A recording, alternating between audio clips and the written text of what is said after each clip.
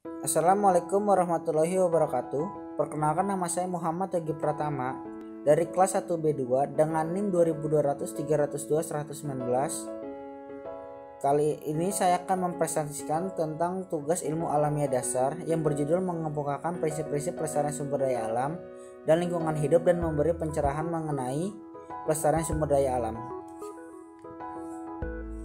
Prinsip-prinsip pelestarian sumber daya alam dan lingkungan hidup. Pelestarian sumber daya alam adalah upaya dalam melindungi alam jagat raya dan segala isinya. Dalam pelestarian sumber daya alam terdapat sebuah komponen keberhasilan seperti adanya pengaruh dan dukungan dari pemerintah dan masyarakat. Karena sebuah keberhasilan pelestarian sumber daya alam itu merupakan tanggung jawab pemerintah sebagai pengatur dan masyarakat untuk membantu dalam mensukseskan acara-acara pelestarian alam tersebut. Yang pertama adalah prinsip sikap hormat terhadap alam. Manusia mempunyai kewajiban menghargai hak semua makhluk hidup untuk berada, hidup, tumbuh, dan berkembang secara alamiah sesuai dengan tujuan penciptanya. Untuk itu manusia perlu merawat, menjaga, melindungi, dan melestarikan alam beserta seluruh isinya, serta tidak diperbolehkan merusak alam tanpa alasan yang dapat dibenarkan secara moral. Contohnya seperti melakukan reboisasi hutan, tidak menebang pohon secara sembarangan, dan menanam pohon atau tanaman di lingkungan sekitar.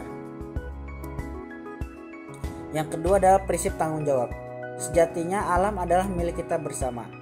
Jika alam dihargai sebagai bernilai pada dirinya sendiri, maka rasa tanggung jawab akan muncul dengan sendirinya pada diri manusia.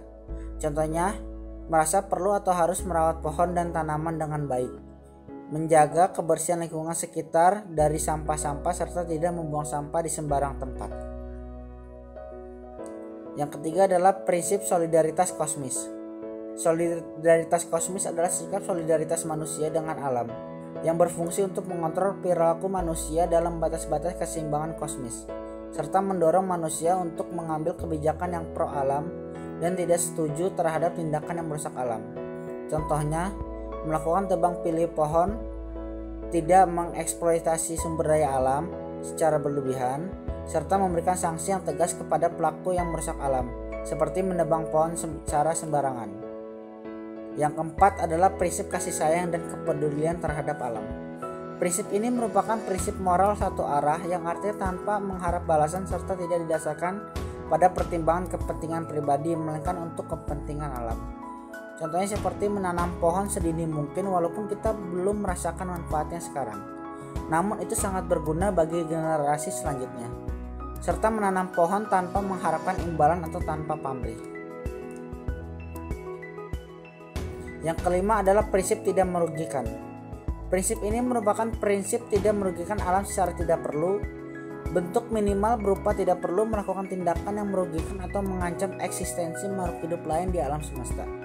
Contohnya, saat menangkap ikan tidak perlu menggunakan bom atau pukat harimau, melakukan tebang pilih pohon, tidak menebangi hutan sembarangan, tidak membuang sampah sembarangan. Yang keenam, prinsip hidup sederhana dan selaras dengan alam. Prinsip ini menekankan pada nilai, kualitas, cara hidup dan bukan kekayaan, sarana, standar material.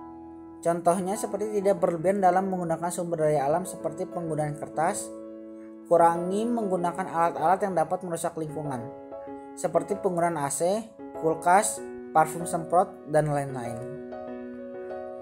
Yang ketujuh adalah prinsip keadilan. Prinsip keadilan sangat berbeda dengan prinsip-prinsip sebelumnya.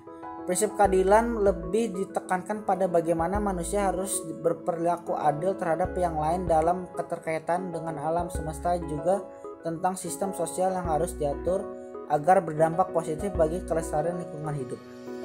Contohnya, memberikan sanksi yang tegas terhadap perusak lingkungan hidup.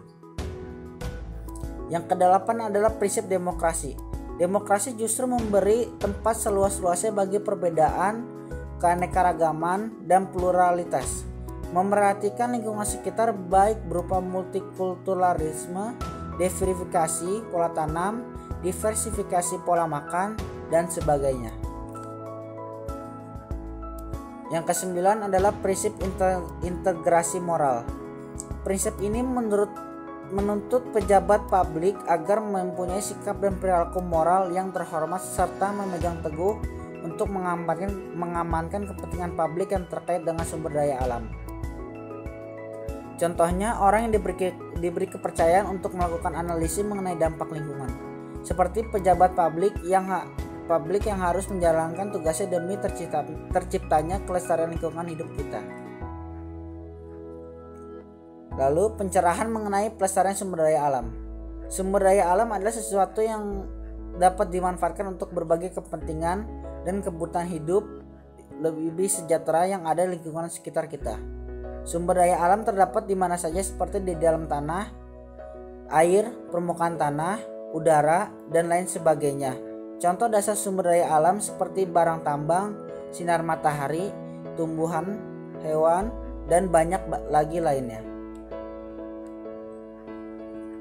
Sumber daya alam merupakan segala sesuatu yang ada secara alami dan dapat digunakan untuk memenuhi kebutuhan manusia.